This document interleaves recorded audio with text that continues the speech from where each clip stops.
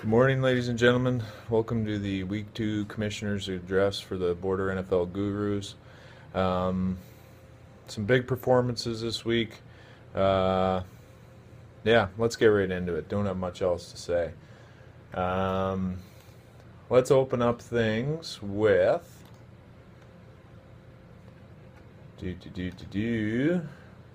Bear with me, some technical difficulties.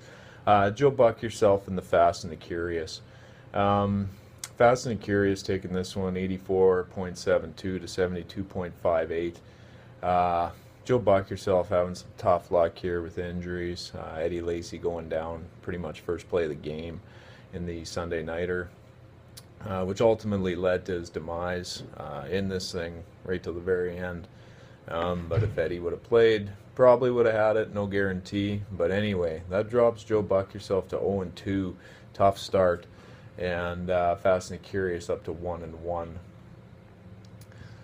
Moving over to Vic This versus Rays Finkles.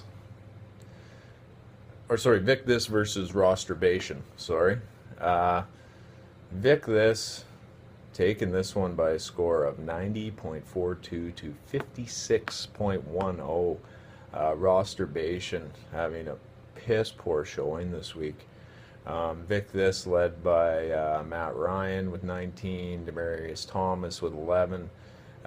Lynch and Ivory both had not too bad of days.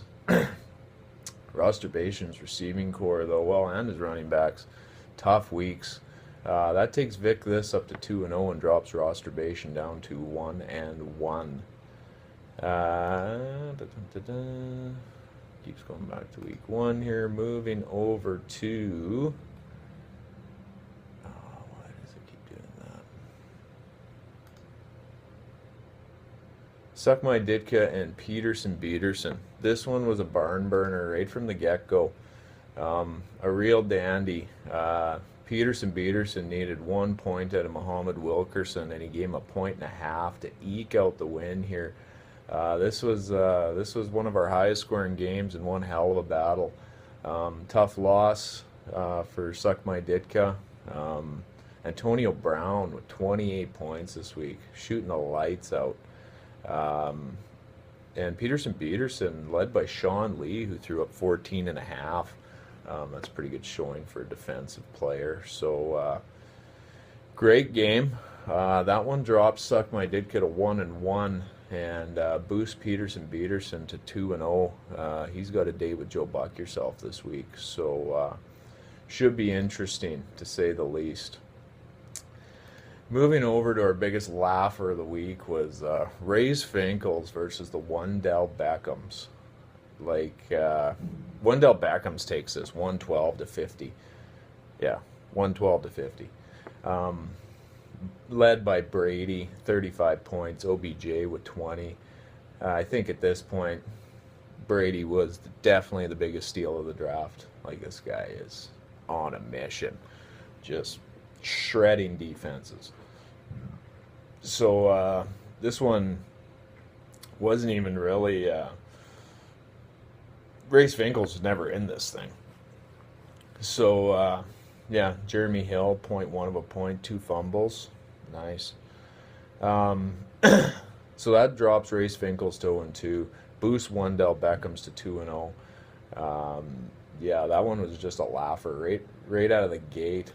It was a joke. Moving over to 4-0 versus Watta. Another high scoring affair here. Watta taking it 120 to 110. Led by Allen Robinson, 27 points. Watta was led by him. Yeah, strange, right? And 4-0, having a solid week, led by Larry Fitzgerald with 3 TDs. Maybe old Fitz has still got something left in the tank. We'll see how it goes next week. See who 4-0 starts, but that drops 4-0 to 1-1, and boosts Watta to 1-1. So. And let's move over to Clug the Plug versus Billy Large. Clug the Plug pulling out the win here. Led by Edelman. D'Angelo Williams with 3 touchdowns this week. He had 27 points.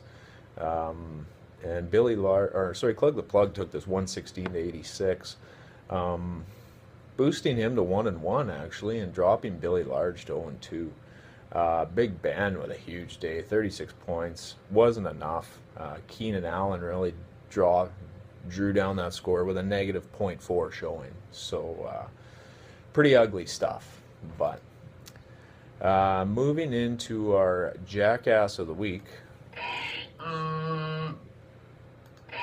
I'm going to give it to Craig Travers. I mean, you drafted Aaron Rodgers, for the sole purpose of having that starting quarterback week in, week out, having a stud quarterback, right? Or so we thought. But here we sit, and you start Tony Romo last week, and if you would have started Rodgers, you had the win.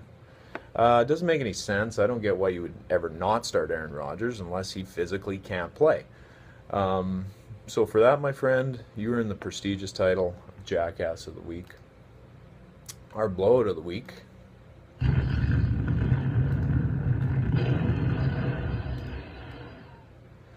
This week goes to Race Finkles. Got blown out by 61 points. 61 points. Barely cracked 50 on his roster. I had one running back and pretty much one wide receiver playing. I managed to crack 70. So, dude, that's a piss poor showing. So for that, you own the prestigious title of Blowout of the Week. Moving into next week here, injuries starting to catch up with some. Waiver wire, I'm sure activity is going to pick up on it here.